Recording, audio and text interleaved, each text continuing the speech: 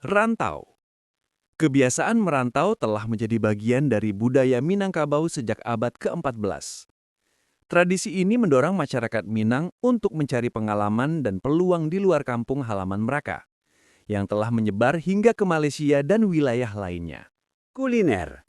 Masyarakat Minang terkenal dengan masakan pedas dan kaya rempah. Salah satu hidangan paling ikonik adalah rendang, yang telah diakui secara internasional karena kelezatannya. Adat.